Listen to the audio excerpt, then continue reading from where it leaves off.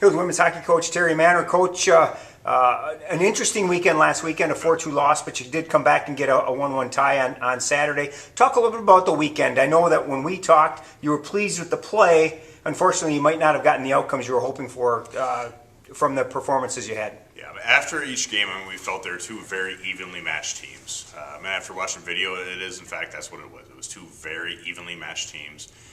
Both teams made mistakes. Both teams capitalized on some opportunities. Fact is, they got a couple more than we did. That's what happens sometimes. You got two evenly matched teams, and it comes down to mistakes and opportunities. You know, we've talked a lot about your offense and the fact that you're able to spread it out a little bit. You're not relying on one person. Last weekend's another good example of that. 3 goals, all from 3 different people.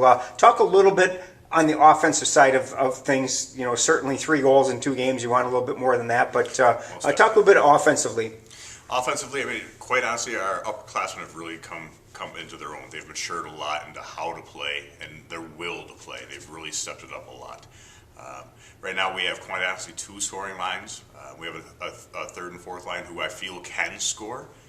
So I'm very happy about how it's all evened out as opposed to always looking for somebody. And you mentioned, we don't have that one go-to person. And I think it's a positive in many ways because they're not looking for that one person to do everything. And you definitely have a go-to person in the nets. Mara Shields and Tori Herman are both playing very well. Tori had a really solid game in the 1-1 tie. Talk defensively about the performance of your goalies. They're both playing fantastic. Again, talking about maturation, watching them from their first year, sophomore year, each one of them has gotten increasingly better every year, and they stepped into where they were playing last year. And we're not going to forget the defensemen.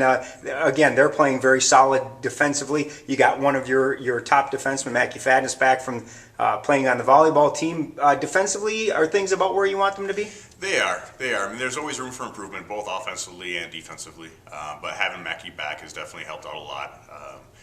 Just her composure back there, it helps lead the other defensemen as to how to play. But we're improving every day.